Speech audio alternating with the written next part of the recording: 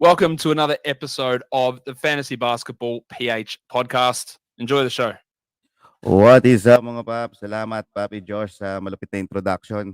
Medyo naisahan kita doon sa podcast mo dito. Libre na recording. Ayun mga paps, kamusta? Welcome to the second part of our Christmas special. Again, this is your fantasy basketball PH. Your Filipino brand of fantasy basketball. At ito yung inyong fantasy papa na si Papi Roy. Medyo nagbabakil pa tayo. Medyo rusty na tayo. Ang tagal nating hindi nagla-live.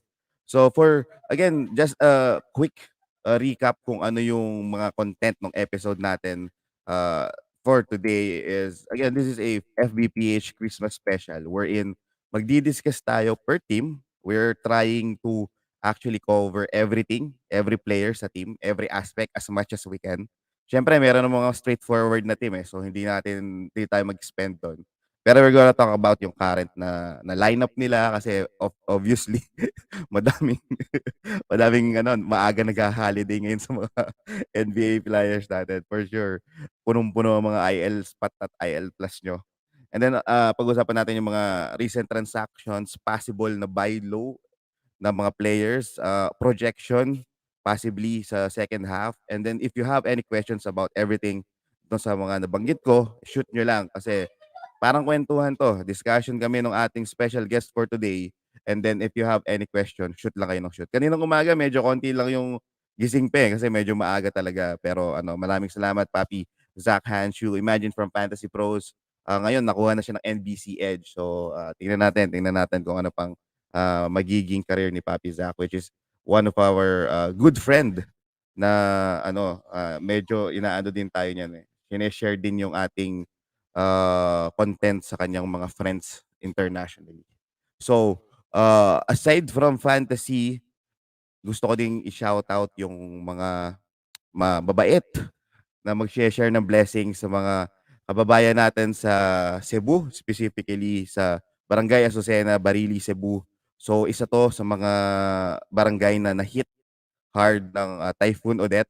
So, just given a Christmas season na naman, naisip ko na why not create something that will actually help, or at least, make the Christmas and holidays of our fellow Cebuanos a little bit better. Hindi naman as in bonggang-bongga, pero mabigyan lang natin sila ng konting ngiti at syempre, sobrang daming nawalan ng bubong sa kanila, magkaroon sila ng budget para makapagpagawa ng bubong. So, yun ang ating goal. So, as you can see, meron tayong GCash and BPI continuously na ma-flash dito sa ating slide. So, if you have, may sobra sa mga bonus nyo, mga paps, I will definitely be super happy if some of you or at least all of you could share your blessings. Okay. So, with that said, eto na yung ating revelation ng ating guest. So, medyo short notice, napakalaki ng utang na loob ko dito sa mga nag-guest kay Papi Zach at sa ating guest din ngayon. So kung kanila international, obviously local na ngayon, nagtatagalog daw. Kanina medyo nasukat ang ating vocabulary. So ang ating guest for today's special guest is from one of the top fantasy page and group dito sa Pinas. From the Fantasy BenchWarmers, si Papi JJT. What's up, Papi?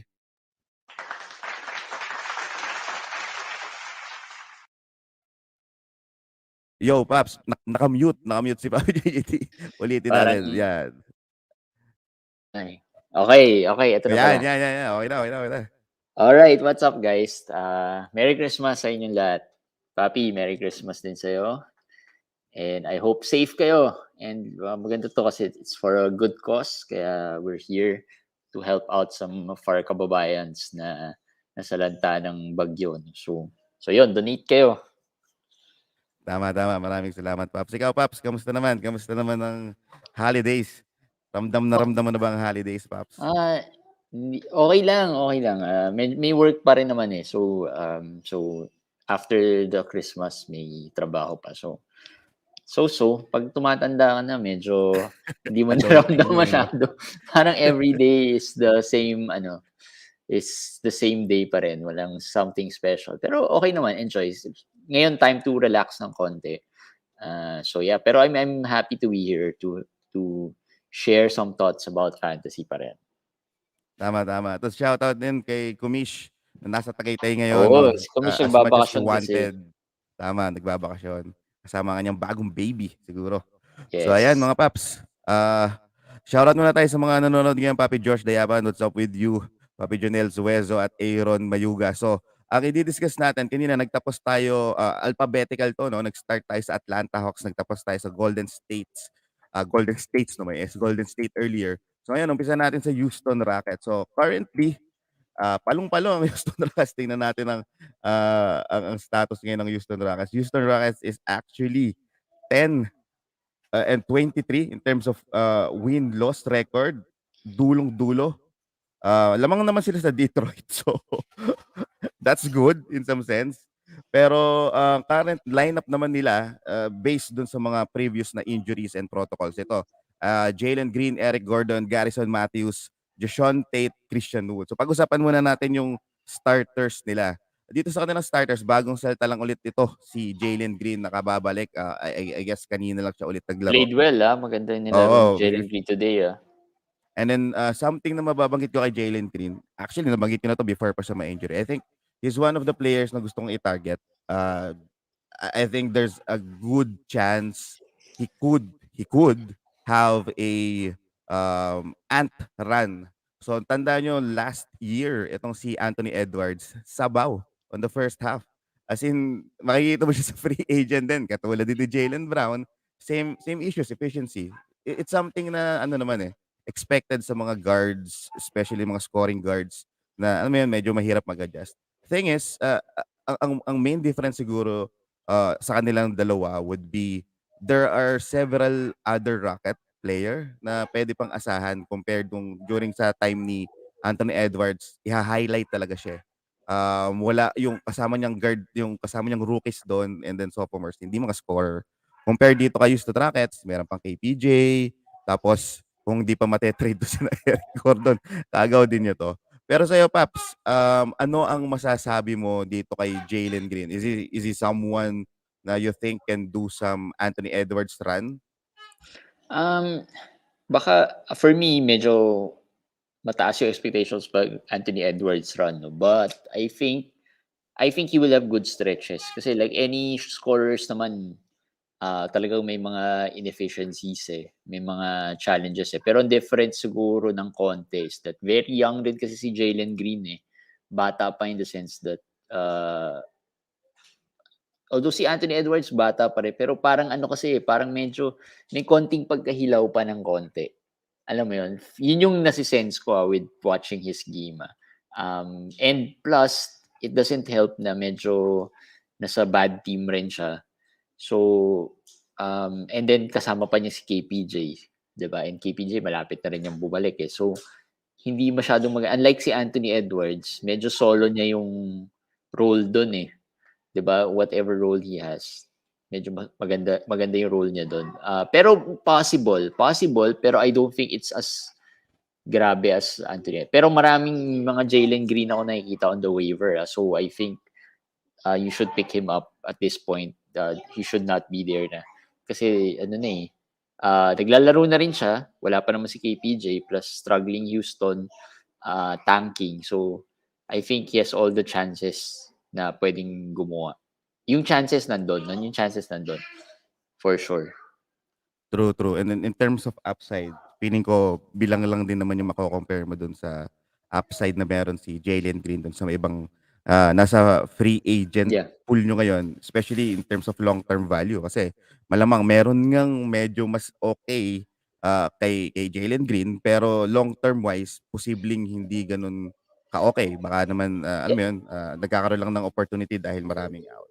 Pero ito Speaking of, kasi like ako nakita ko si Jalen Green in some of the waiver wires. Pero as a fantasy manager, putting on the fantasy manager of that team, yung meron ko, parang magdadalawang isip rin ako to pick him up in the sense that if yung team mo medyo efficient, relies on efficiency, medyo kakabahan ka rin But if meron ka matatapon talaga na talagang yung katulad nga sabi ni Papi na hindi masyadong gumagawa naman, low upside, you can pick him up.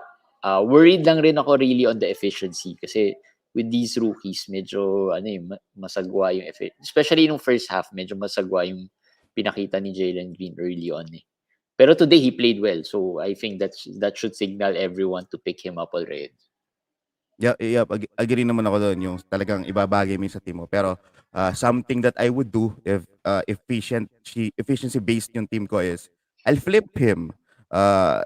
Name-wise, tradable siya. Yep. Magkakaroon siya ng run ng 5 good games and you think hindi niya masusustain yun tapos maapektuhan yung theme ng mga players mo, then pwede mo naman siyang i-flip. So, yun yung kagandahan picking someone like Jalen Green kasi sometimes trade value isn't just stats. Minsan pangalan din eh. May mga okay na players kada kahit anong benta mo di mabibili kasi kahit okay yung stats nila, hindi siya bentables.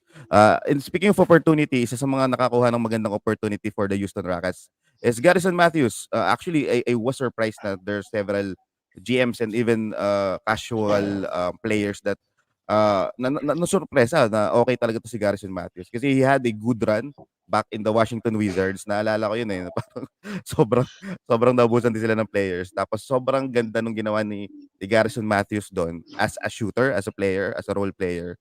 Kaya nga nagulat ako na binitawan din siya ng Washington Wizards. Maybe dahil sobrang dami nilang mediocre players eh.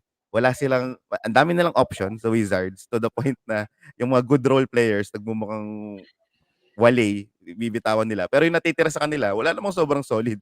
Puro mediocre lang din. Madami lang talaga sila. Madami lang sila.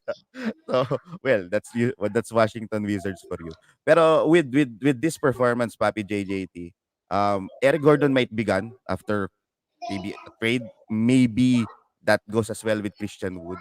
Do you think kahit na bumalik si KPJ, Garrison Matthews could still have a value, o do you think wala na the moment na bumalik na si KPJ, kahit pa wala pa si na Gordon, baka mawalan pa rin to ng baka hindi na niya ma-replicate yung ginawa niyang performance in the past weeks? Ang pinaka-problem kay Garrison Matthews ngayon, he is pabagsak na eh kasi past ilang games, past 2 weeks yata, medyo sagwa na ng pinapakita ni Garrison Matthews eh. So medyo challenging to hold on to him actually. Especially now na daming lumalabas ng mga hotter free agents with the COVID thing. So for sure affected yan pag dumating si KPJ. Kasi isipin mo na lang KPJ and Jalen Green, both players need the ball to score. And Garrison Matthews, mawawalan siya ng usage or opportunity. So I think magkakaroon ng dip. Actually, ni-recommend na namin early on to drop. He had a good game the other day, pero I think ngayon hindi na naman maganda eh. So, pero swerte si Garrison Matthews kasi in the process he got a 4-year contract eh, diba? So kala ko nga nung una, sabi ko with a 4-year contract, mukhang for good na, mukhang tuloy-tuloy. They have confidence na tuloy-tuloy, pero medyo nag-taper down yung laro niya. Medyo humina. Ako, I think in deeper leagues, I'll keep monitoring him. If kaya niyong i-hold, ako, i-hold ko kasi medyo matagal pa eh. Maybe until after All-Star break. Kasi if I'm gonna look at how Houston handles their players, I think they're actually showcasing Eric Gordon and Christian Wood. I think they are the top 2 guys that Houston might flip just because they aren't part of the plan. The Houston Rockets wants to get young. And I think Garrison, nakitaan nila ng role itong si Garrison Matthews kasi wala din naman talaga shooter dito sa Houston Rockets. May mga gustong mag-shoot pero madami gustong mag-shoot pero wala shooter. Yun nga yung problema, madaming gustong mag-shoot. Kaya ang problem, ang challenge ko with Garrison Matthews is that pag bumalik si KPJ, baka mawalan siya ng opportunities. Pero it can be the other way around. Ako lang, I just feel like if merong hotter or better free agent, I think okay lang rin to move on with him. Especially if medyo shallow league lang, mga 12 to 14. Pag mga 16, pwede pa hold siguro. 16 up. 14 borderline.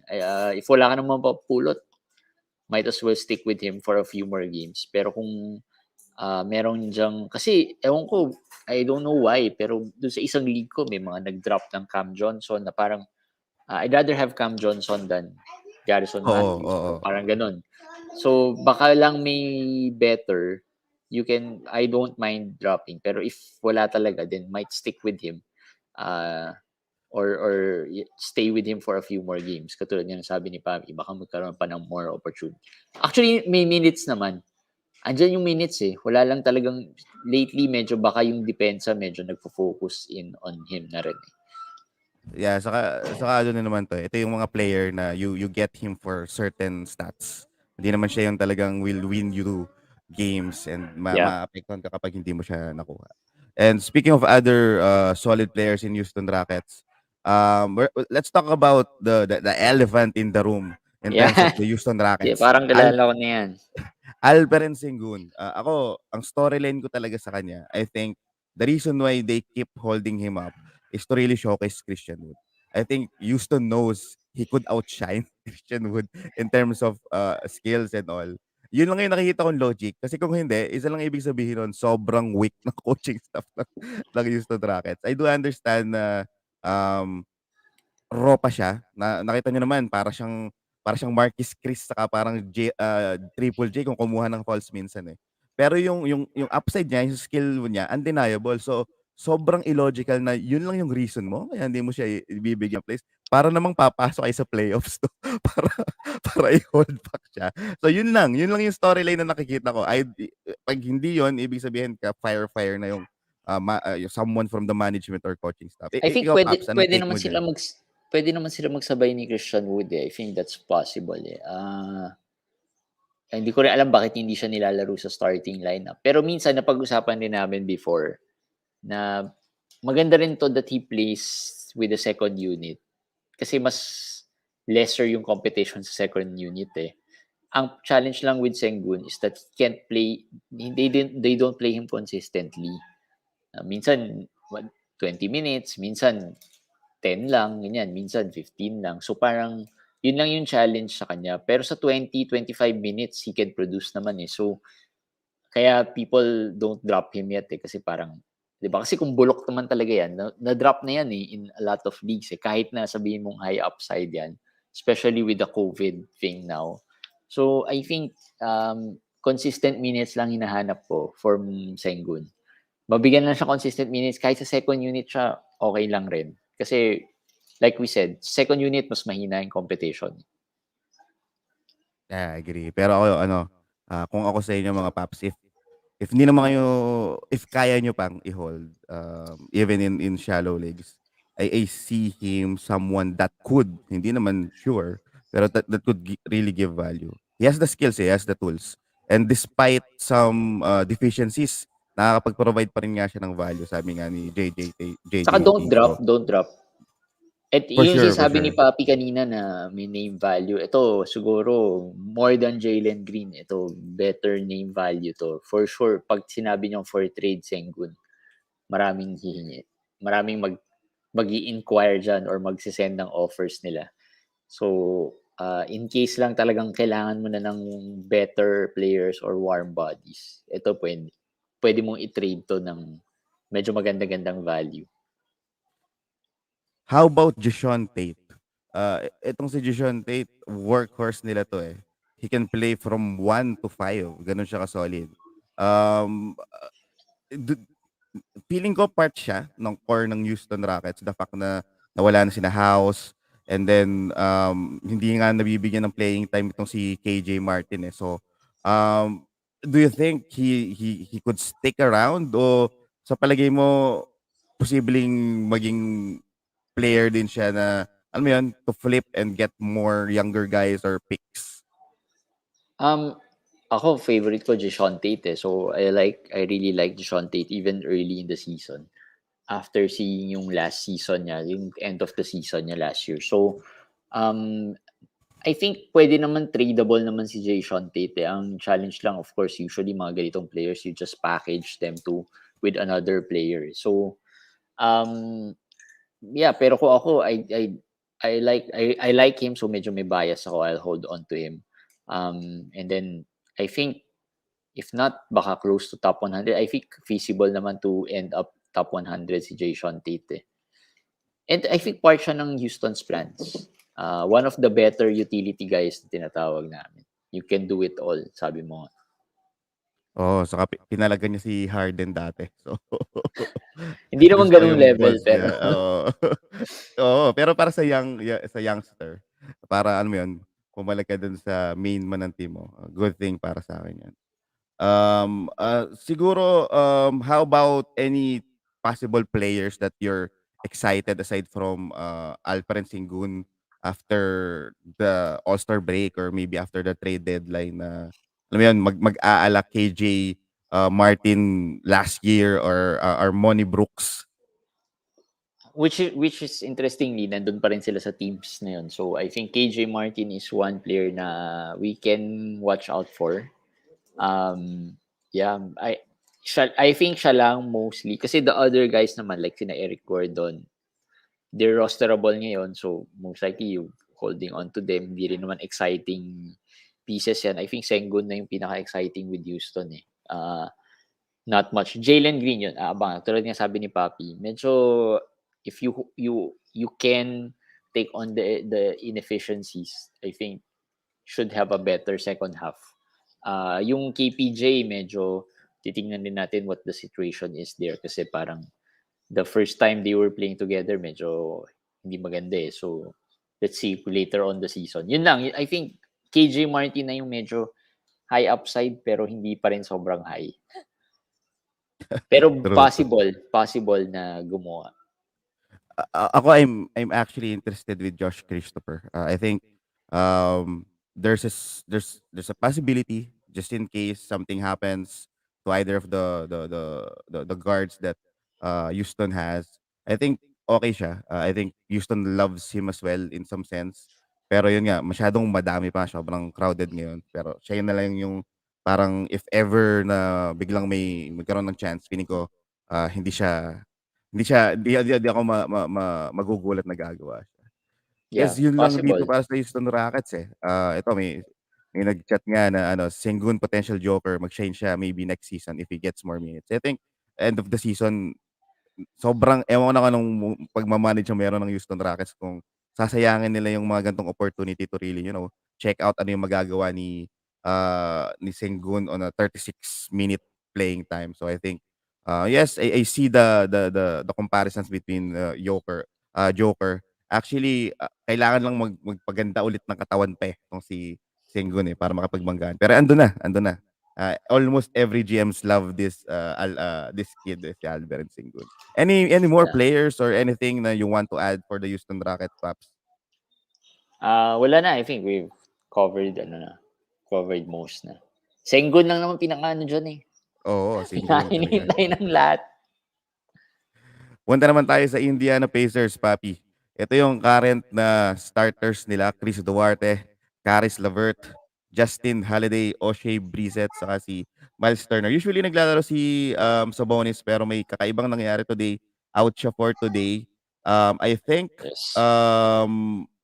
with the news na magre-rehol na sila, and then kung titingnan mo din yung kanilang standing ngayon, asan ba sila ngayon sa standing? They're actually number 13 in the East, which is 14 wins and 19 losses. Medyo malayo-layo pa sa katotohanan. Ewan ko, do you think talagang i-move nila both of their front court players, Sabonis and Miles Turner? I think hindi, I don't think both. Baka si Miles Turner mo move. Yun lang yung napag-usapan namin before na may possibility na it's Miles Turner. Kasi nga, di ba after nagsabi na they're rebuilding this year and then si Miles Turner says parang hindi siya masyadong masaya with his role kasi hindi siya na-showcase as much. So I think most likely si Miles Turner would be traded pero nothing definite talaga. So yun lang yung feeling namin na baka si Miles Turner more than Sabonis. Sa kasi Miles Turner, yung previous rumors between the Boston Celtics and Indiana Pacers around Hayward. Yan ang inoffer ng Indiana Pacers initially, si Miles Mhm. Turner. So I Mm. guess isa yun talaga dun sa medyo hindi nila nakikitang parte ng kanilang future. Isa sa mga natisod ko ng mga news before na front runners din ni Miles Turner na medyo under the radar is the OKC Thunder. Kasi kung makikita mo, dun sa youngsters ng OKC, yun lang yung position na medyo hilaw talaga sila. Wala talaga silang solid na big. So, let's see if it's something na mag-materialize. I also think na it's a good move for Indiana Pacers kung magre-rehaul sila. If titingnan niyo yung kontrata, ang pinakamaiiwan na main benefactors talaga nila si Caris LeVert saka si Malcolm Brogdon. Of course, nandiyan sina Duarte, pero yung dalawa yung kukuha ng usage kung mawawala man tong si Miles Turner saka si Sabonis. If mate-trade sila parehas, I think they would definitely get someone in return eh. So let's see kung ano yung mga magiging kapalit. Si Pero Sabonis naman, depende who they get. Kasi Levert might be traded din eh. I mean, we'll never know eh, di ba? Kasi they have Duarte, they have Duarte already. So parang medyo pwede mo ring sabihin na Levert can be included in the trade eh. ang Kasi asset din naman eh. But yeah. ang problema kasi kay LeVert, it's gonna be hard for the Indiana Pacers to trade him ngayon eh. Feeling ko hindi magandang move kung i-trade nila si LeVert kasi mababa yung value niya. With the news of the injury, Mhm. tapos yung type of play niya, parang sinong team ang kukuha at magbabayad ng para kay LeVert tapos bibigyan ng ganong role na kailangan din niya ng bola, pero hindi naman siya star. So feeling ko medyo mahihirapan ang Pacers. Pero well, hindi din natin alam. So Yeah. sabi ni Papi Jack Pauli dito, TJ Warren. Oo, nasa shelf pa si TJ Warren. So probably next year kapag maglalaro na siya, if matrade yung dalawa, yun. Pero in terms of fantasy, ito si Miles Turner, gumanda yung value this season eh. Samantalang si Sabonis naman, nag-flip kasi yun nga in the Rick Carlisle system, mapapansin niyo sobrang baba ng assist niya. Especially nung mga unang weeks, talagang makikita natin na iba yung sistema eh.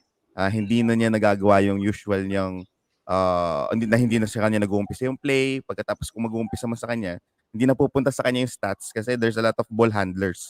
So, do you think if ever Sabonis get traded or kahit na magstay siya, there is may chance pa ba na alam mo yun, mailapit niya yung value niya from this season, from last season? Kasi ngayon medyo umaangat na yung dimes niya pero hindi pa rin eh, wala pa rin tayo dun sa last season value niya. Iba, feeling ko mahirap i-replicate yung nagawa niya last year. Different system kasi, so I guess medyo mahirap. But I think he's better naman. He's playing better. He's playing medyo early season. Nag-struggle lang rin talaga. Parang buy low opportunity nung early season. Eh. So now he's playing better. So I think maybe not replicate, pero chinek ko, he's ranked 19 ngayon eh, sa top 20. So which is not bad. Baka hopefully mag-stick siya doon sa mga 20 to 30 at 30s at the worst. So I think solid pa rin naman. But baka hindi as explosive kasi in last year sobrang ano eh, 'di ba? Parang grabe, 20 rebounds, mga ganyan eh. Yung mga numbers parang sobrang laki eh. So baka yun yung ine-expect. Baka mas hindi na ganun. Pero not bad pa rin so far.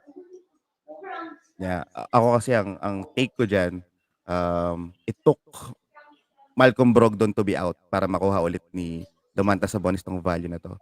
If you'll check yung value nila last year, most of the time hindi din healthy yung Indiana Pacers last year.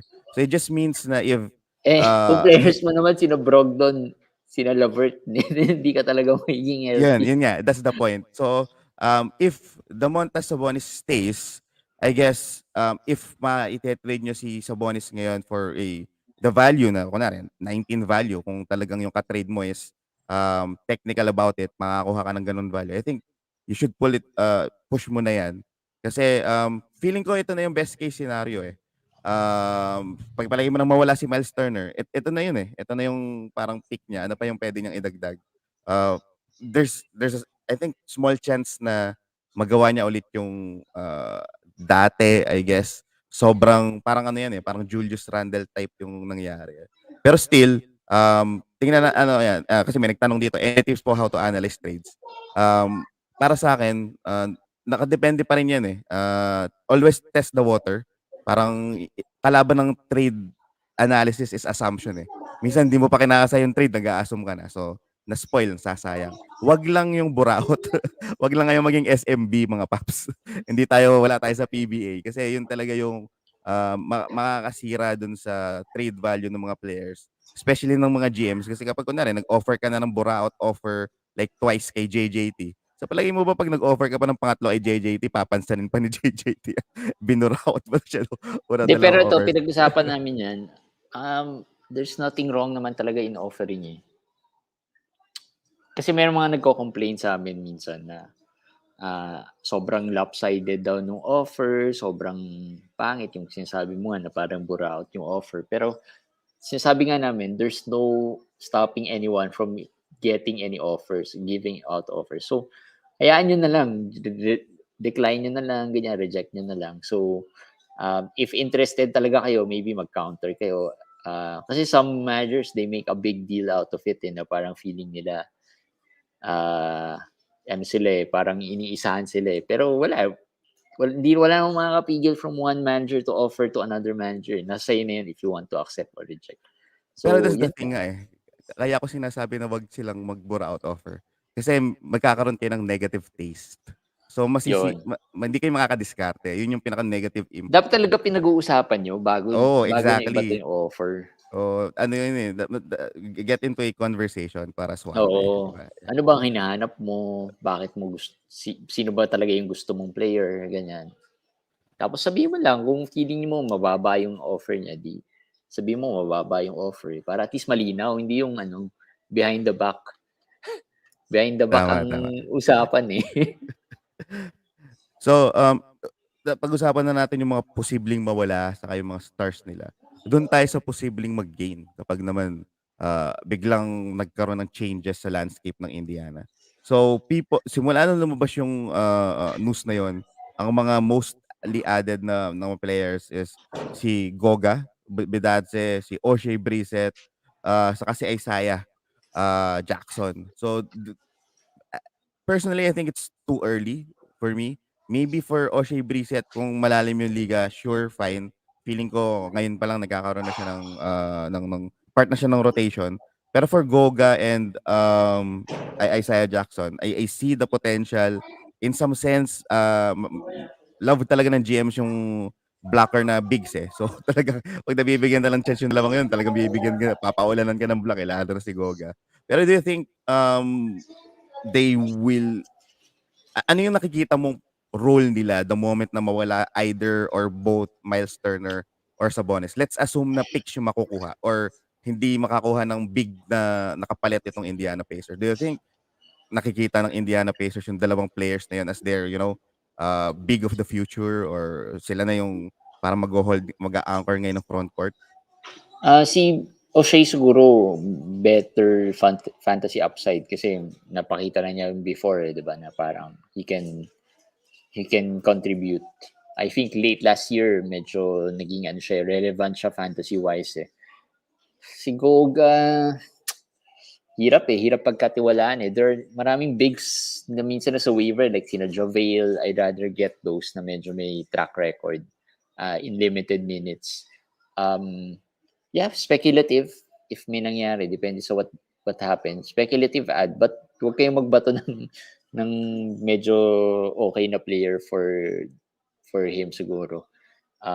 Kasi speculative depende what they get. Diba? So ako, O'Shea baka better kasi like right now, starting siya without Brogdon, without Sabonis. So at least makakuha siya ng minutes. Si Goga, wala pang masyadong napakita talaga consistently, even with the minutes. Kasi minsan nilalaro naman siya. So I think medyo more speculative si Goga.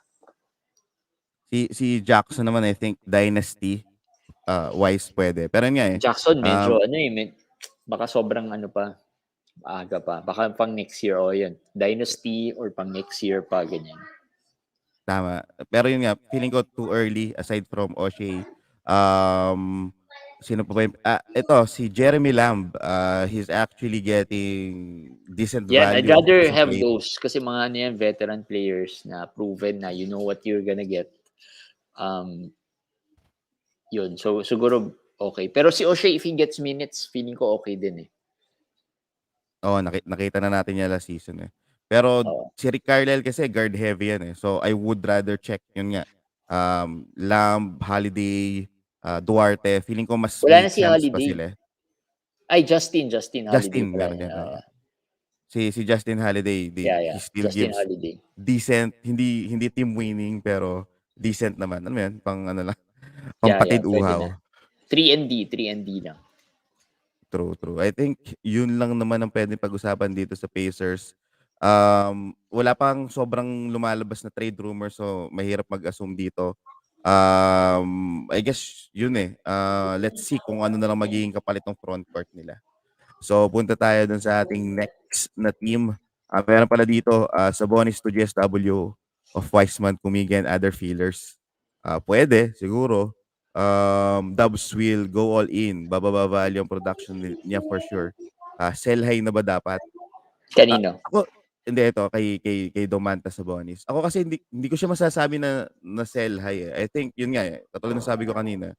If at least makakuha, ito lang yun eh. Para sa akin, when it comes to trade, when it comes to trading your main players, I think as long as may reason behind, like for example, kaya mo lang siya ite-trade kasi there's an uncertainty. Gusto mo ng mas established na player.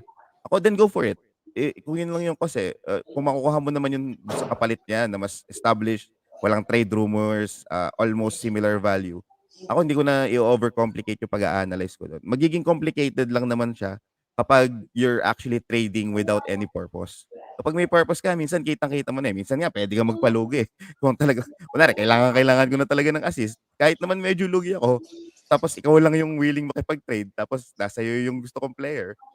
If malulugi ng couple of value in terms of sa fantasy-wise, ako okay Wala lang sa akin yun. sa trade naman walang papatas eh. Tama nga, it's more on needs-based.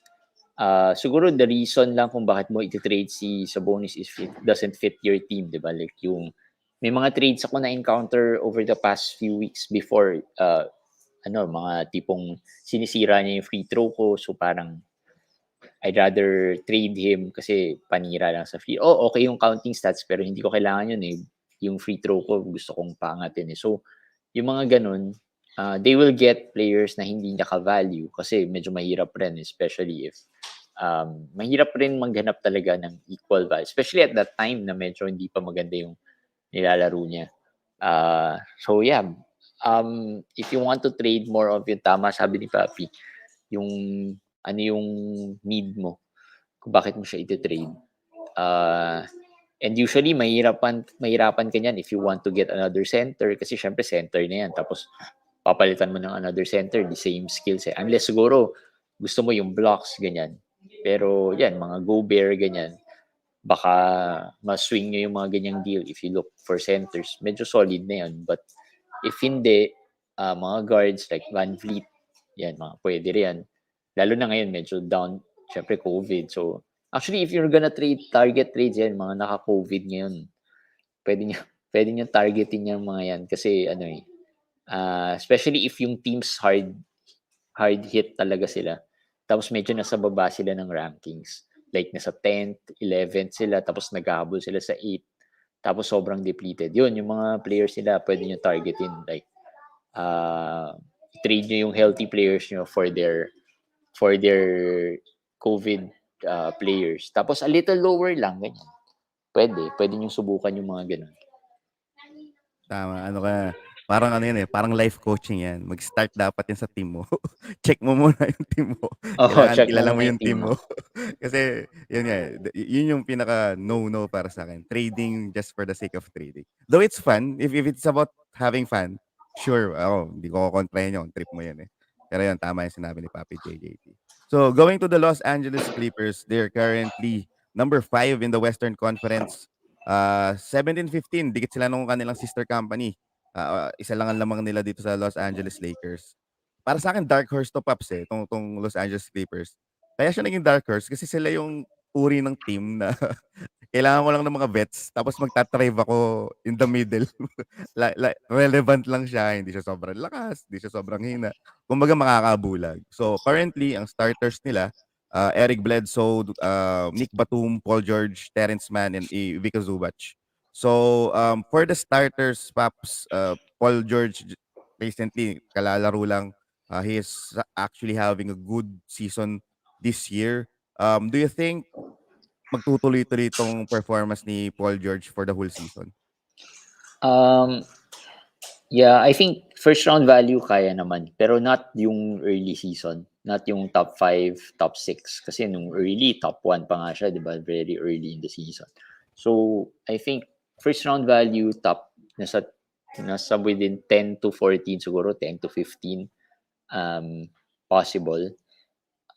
So I think yun kaya especially without Kawhi, wala naman silang iba eh. Paul George lang talaga eh.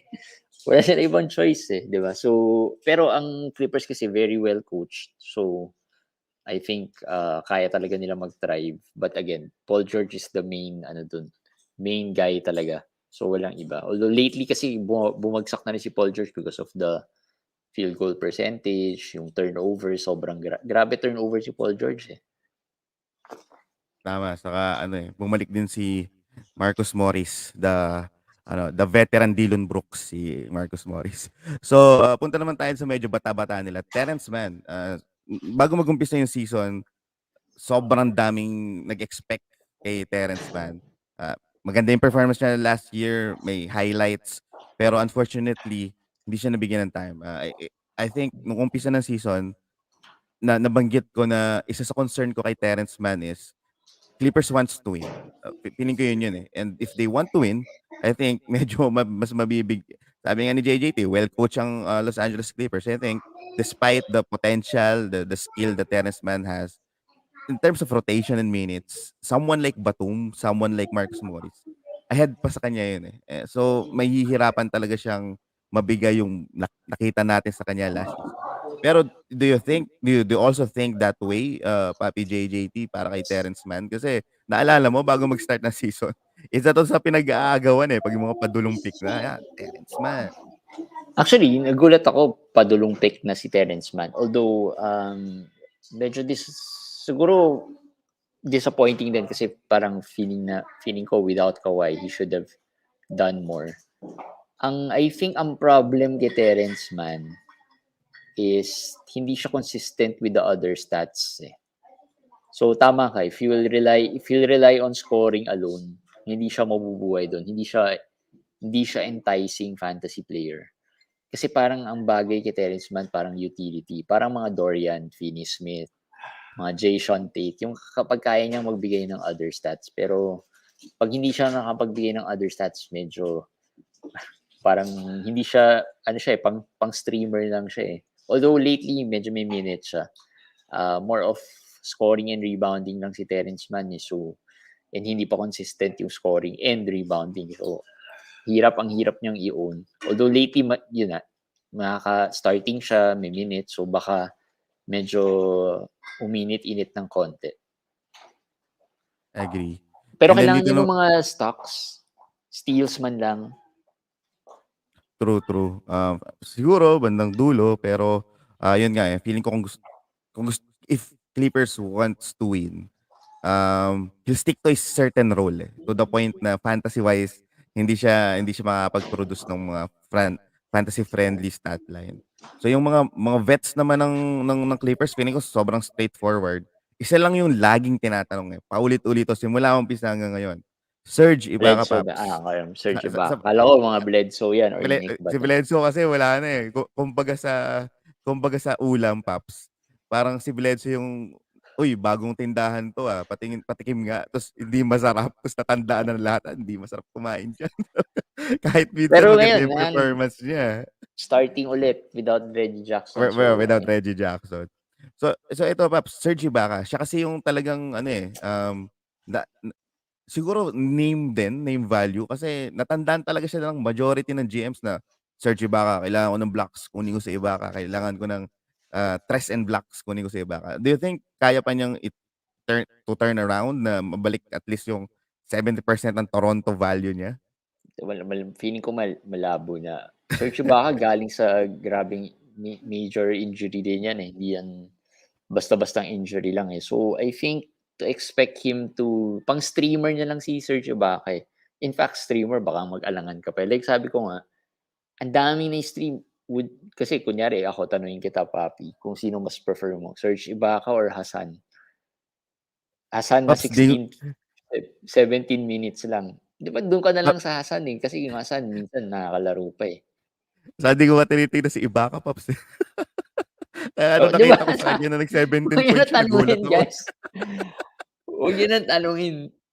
Yung 17 points, baka ngayon, medyo, kasi syempre medyo depleted din, di ba? So, wala si Morris, wala si Sa Reggie Jackson. Sacramento yung kalaban, Paps.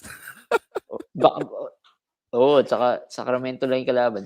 Pero hindi na, tama si Papi, huwag niya nasilipin si Serge Ibaka. Kasi maraming mas okay na sentro dyan. Tapos kung kailangan niyo ng tres, mas maraming pwedeng magbigay ng Madali. tres Saka madali. na guards. Isa sa Oo, madali madali. step yan. Kung kailangan mong blocks yan, sina Javel, lagi nandyan. Si Hassan, laging nasa Yun yan, si waiver yan. Whiteside. Yun yan naman. Pang streamer, di ba? So, parang pwede na yan. Or si Tybull, stream nyo na lang, di ba? So, ang daming pwede. So, si Ibaka medyo way past his prime na. Iba, madami atang fans si Papi Serge Ibaka May name, sa pero Pinas. tama, may name value kasi. May hope eh. May hope sila eh. Saka may mga statement din kasi si Ibaka na nagtatampo pa siya kunwari na grabe, hindi ako nirerespeto. Ginilig pa ako ng Clippers. Hindi pa ako direkto palaro. Pero yun, feeling ko ito lang naman yung pag-uusapan natin dito sa Clippers eh. Kawhi, do you think magkaka-value siya even makabalik siya? Kasi feeling ko sobrang long shot eh. Oo naman. Pag nakabalik siya, magka-value siya. Ang tanong kung babalik ba siya. Yun yung tanong. Di ba? Kasi like ako nga, meron akong Dynasty League. Nakuha ko si Kawhi. Parang nagdadalawang isip na ako kung i-hold ko pa eh. Kasi ang dami kong injuries eh. So kung hinold ko siya, mukhang magta-tank na ako. Kasi nasa akin si Bam. Ang dami kong injuries. Out. Si Caruso out din. So parang napapaisip ako to win or at least give myself a chance. Kung i-drop ko na. Pero sa Dynasty League, yun. Siguro, doon lang siya may value at this point. Kung maglalaro siya this season, baka feeling ko, Kawhi yan eh. So baka hindi na rin eh. Baka if meron man playoffs, not even fantasy playoffs, yung playoffs talaga ng NBA. Maglalaro yan sa dulo. Pag-aagawan siya, maglalaro siya isang solid na game, tapos magpapahinga ng 3 games. Ganyan mangyayari. Very limited yan kung maglalaro yan. Oo, for sure. Pero yun nga isa din yan sa mga natatanong talaga. Kasi syempre, kapag nagtatatalo na yung team mo, na pinipiga mo na yung free agency, Pops. Nakikita mo si Kawhi Leonard. Out naman si Kawhi eh. Out naman siya eh. Pag hindi ka Dynasty, pag redraft ka, no, stay away ka na lang. Sa Dynasty ko, dinraft ko din yan si Kawhi. Pero nung draft pa lang namin, ang pangalan ng team ko, Tank Mode eh. Kasi pinitas ko lahat yung Jamal Murray, lahat yan, kinuha ko yung mga injury, pinagkukuha ko. Actually, wala talaga akong balak kunin si Kawhi sa Dynasty. Kaso auction league kasi yon. So, pinataas ko lang yung value ni Kawhi. Kaso walang kumagat eh. Kaya napunta sa akin. Ako naman, tinarget ko talaga siya. Kasi yung umpisang rounds dun sa liga ko, ang talas. Sobrang, alam mo yun, nagkakaubusan agad. So, parang during dun sa moment na yon, nakita ko na sina Isaac, sina Jamal Murray, sina Kawhi Leonard, sa Pascal Siakam pa. Sobrang nag-slide lahat. So, ang ginawa ko, tinarget ko na siya lahat. Tapos wala na. Ngayon, nakikipagkwentuhan na lang ako sa liga na yun kasi tank mode na talaga ako. Ayun. Anyways, punta naman tayo sa sister team natin. Los Angeles Lakers. By the way, shoutout muna tayo kay Papi Isbulyo. What's up? Kay Papi JJT. Kasali yan sa league namin. Yun, Tapos, first na yata yan eh. First siya sa league eh. Parang kalaban ko siya last week. Yun, shoutout sa'yo, Papi Ace. Shoutout, kaso Facebook user yung ibang lumalabas. Shoutout kay Papi George Santa Ana. Wow, Pasko na. Last season ko pa nire-request na mag-collab kayo. Natuloy din. Oo naman mga paps, ano lang, ako Naka-collab lalo na ako kami busy ako ngayon. before. Oo, Early before pa. Wala meron pang na. nanonood sa amin lahat. Kami lang Kami nag-uusap. lang nanonood. Saka ito si Papi Bernard Montalban, Merry Christmas, Papi. So yun, Los Merry Angeles Christmas. Lakers, hot seat. Maraming, sobrang daming Lakers fan sa Pinas. Currently, itong lineup nila, si Brody, si LeBron, si Wayne Ellington, Tito Wayne in the house, THT, Dwight Howard. Ito yung current lineup niya. Bago ko pala i-discuss talaga tong Los Angeles Lakers. Shoutout muna ako sa mga San Antonio Spurs fan dyan. Guys, tingnan Panalo niyo ako sa mata, today. tingnan niyo ako sa mata. Guys, ito na yung chance natin. Kailangan lang natin maging healthy. Lahat sila lahat sila nako-COVID na. This is the year. Hindi, biro lang. Punta tayo sa Los Angeles Lakers kasi yun yung binibiro ko dun sa mga tropa ko Spurs. Sabi ko, guys, this is the year. Hindi, wag natin hayaang pumarty si Dejounte Murray. May chance tayo. Pero going back to sa Los Angeles Lakers, Paps, Russell Westbrook. What can you say about Russell Westbrook? Kanina hindi natin napag-uusapan yung mga rumors eh. Dito kay Russell Westbrook, hindi pa niya na-impake yung mga damit niya. May rumors na agad na gusto nang i-ship away from from the LA. Itong si Brody. Anong masasabi mo, Paps?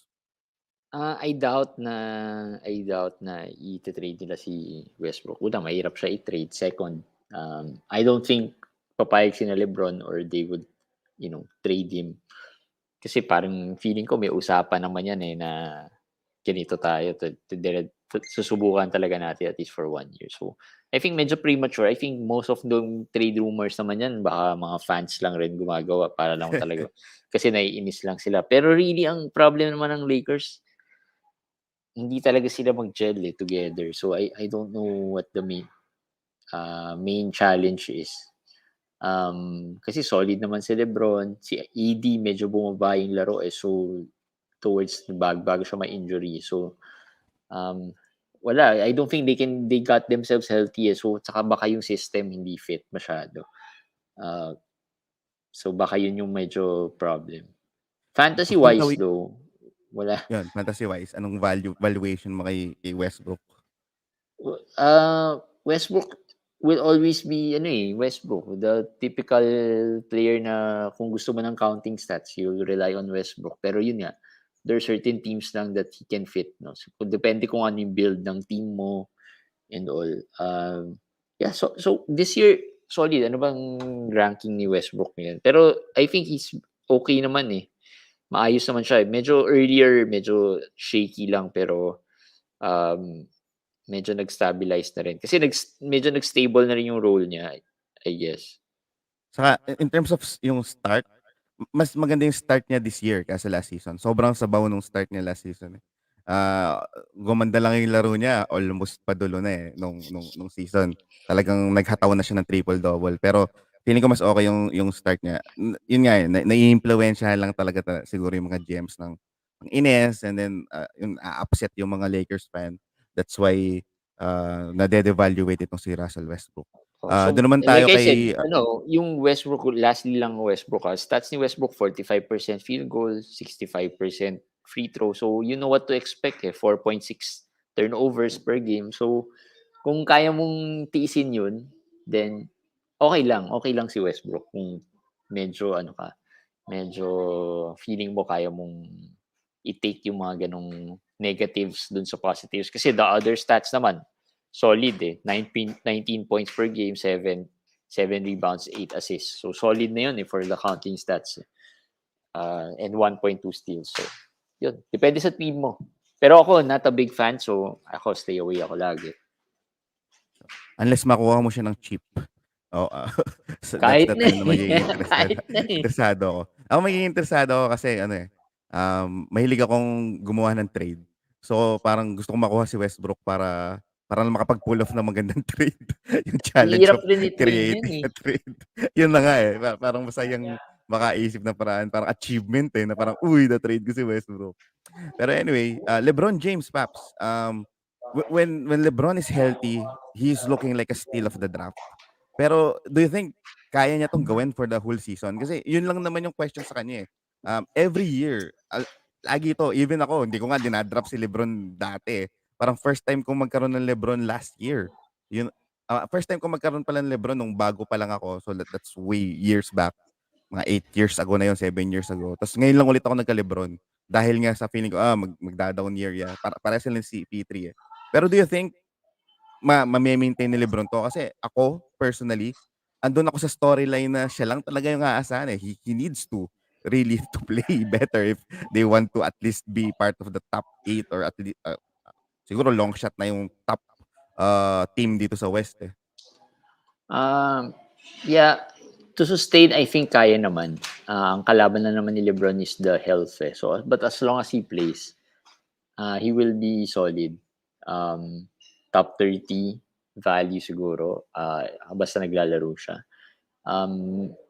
Same stat set sila ni Westbrook siguro in terms of yung stat set nila. So, ang challenge lang is yung health na kung kaya niyang to keep himself healthy throughout the season. So, pero wala na siyang choice now. Without Anthony Davis, at least in the next 4 to 6 weeks, wala. Silang dalawa lang ni Westbrook ang aasahan. So, this is the reason. Ang nakakatawa, the reason why, di ba, parang the reason why they got Westbrook. Kasi nga, pag na-injure si LeBron, wala nang kasama si AD. Yun yung nangyari last year, di ba?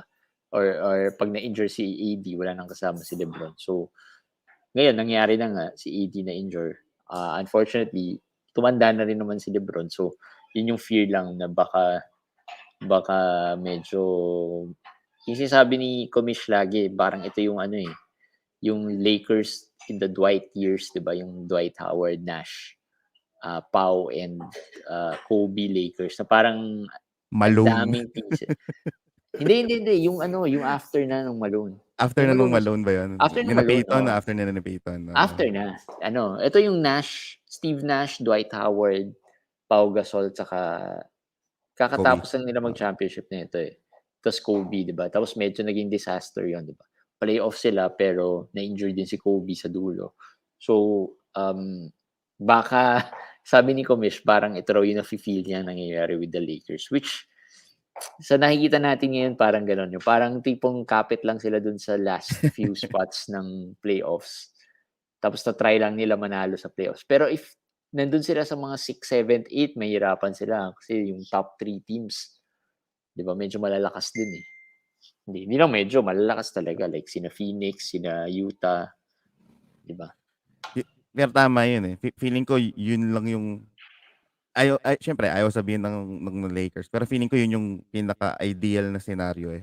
Makapasok lang sila sa playoffs, then dun lang magpay off yung reason kaya nila pinagsama-sama tong vets na to. Kasi it's a playoff game. Hindi na siya regular season game. So maybe lumabas yung laro ni Melo, ni Westbrook. Pero hindi yung mag-work experience yun. comes in. Pero yun.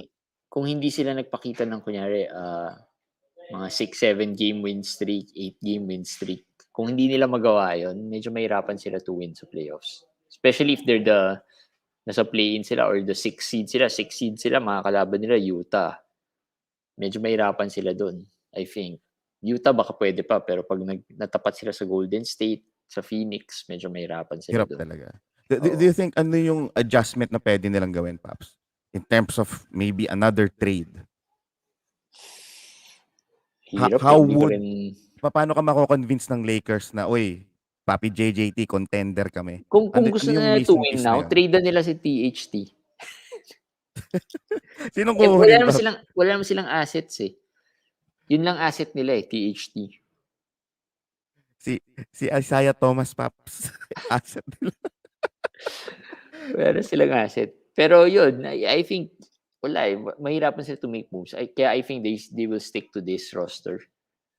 Live or die na lang with this roster. Pero in terms of fantasy, Westbrook, LeBron. Yun lang talaga. Howard siguro baka may short term without AD, baka pwede. Yeah, medyo binabantayan ko si Howard kasi solid naman Howard eh. Baka maging parang Hassan pero in more minutes. Nung Sixers days niya last year, okay siya. Siguro itong si THT may potential siya kaso feeling ko yung role na effective para sa kanya, yun din yung role na nilalaro ni LeBron or ni Westbrook minsan eh.